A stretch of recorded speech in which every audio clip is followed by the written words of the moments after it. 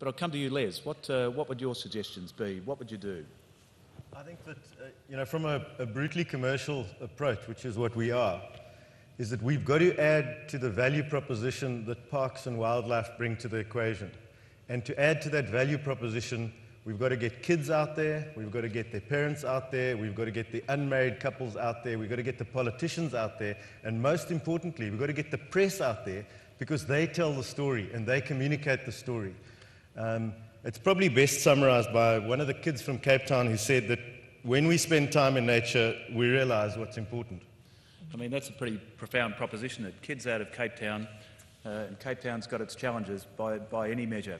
But people just need to be reminded also that, Les is in a space where agriculture in historical times was in marginal lands, and indeed the agricultural production was the underpinning of the economy.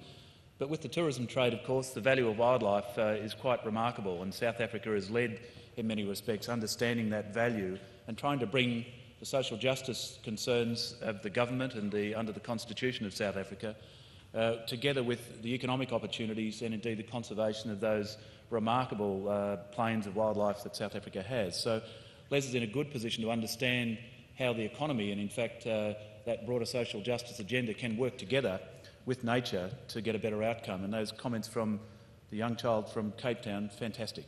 But I'll come to you, to Gladys. What would you do? Where would you take it from here? What would your suggestions be? From here, I would like to take back this concept to Uganda.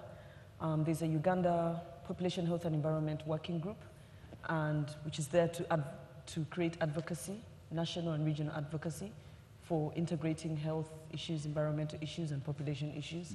So I'm definitely going to take what I've learned from the conference back to Uganda and see how we can start to promote that within the policymakers.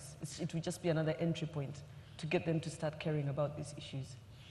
Thank you. From what I've seen so far, and harking back to the presentation, I expect to see some progress there. Gladys is a mover and shaker in the field, so good luck, and we wish you every support as you go about that. Ari, I'll come to you from here on. Well, the first thing is to get one of these benches in a park in Melbourne and get the press there and get that on the wires. At our center, we've been engaged in trying to get policymakers behind the notion of essentially this Congress for some time now. And what's remarkable is that having an international community meet like this is an incredibly powerful point of contact with them, because it becomes not a matter of us trying to convince them from science that there is in fact enormous benefit to everyone's health in society if they have access to nature. But here we have this international community coming together saying the same thing. And so now I can go back to Boston and to Washington, D.C. and say, it's not just me anymore. Yeah, that's right.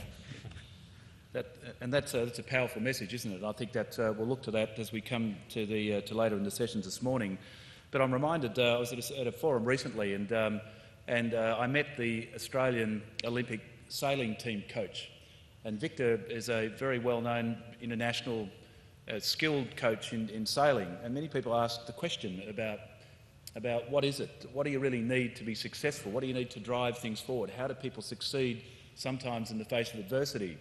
And he thought about it for a moment, and in a deep Russian voice, he just said, "You must have heart and you must have passion." And I dare say what we must bring from this as well is our heart, our head and our passion as we go back to those forums and think about what we can bring. And I'm sure people in this room, there's no short of passion when it comes to the agenda. But I must ask the question of William, in terms of Natural England, what possessed them to actually bring you into the picture? I mean, which agency out there, not from a personal point of view, but which agency out there, you're a good guy, okay. But from a general point of view, who else has got a very senior, very capable and very well-known health advisor operating at the top of the tree? It's a remarkable innovation. Tell us about the future a bit. Well, I think I mean, I can't say from the personal side, but the Natural England, it was a combination of several organisations, environment organisations that came together from government. And the chief executive had already had in her mind that health was going to be part of it. And one of the outcomes of it was to get more people engaged and integrated to the natural environment. And health was one of the main drivers or main outputs as well of that. So in a way, this was the beginning of that journey of getting this integration. And it is like, I mean, I think we just have to realise how important this is. We can have cardiology conferences of 10,000 people turning up. You can have environment conferences with 10,000 people coming up. But when you bring the two together, when you bring the whole thing together, it's life itself.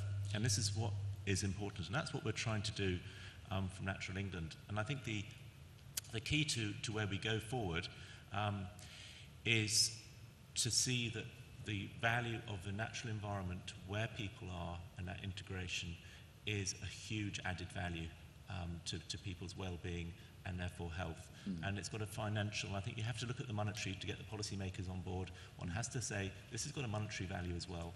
And the life itself and the well-being is a main outcome now of Western societies and all societies. And this is a way we can do it. So I think for a future from Natural England, we would love to. We've got the Olympics coming up, and perhaps as a closing part of this conference, we'll talk a little bit more about how we feel that can be taken forward. And I know we just had that meeting with Stefan as well about taking it forward and perhaps attaching it to the Olympics, because Olympics celebrates life at its peak, and this is no different. It's one of those things. We look forward to the Olympics and another opportunity, as we've reflected on before. But like all good ideas, the Natural England Initiative, it makes sense. It's one of those things. It's the right idea at the right time, and obviously the right people taking that idea forward.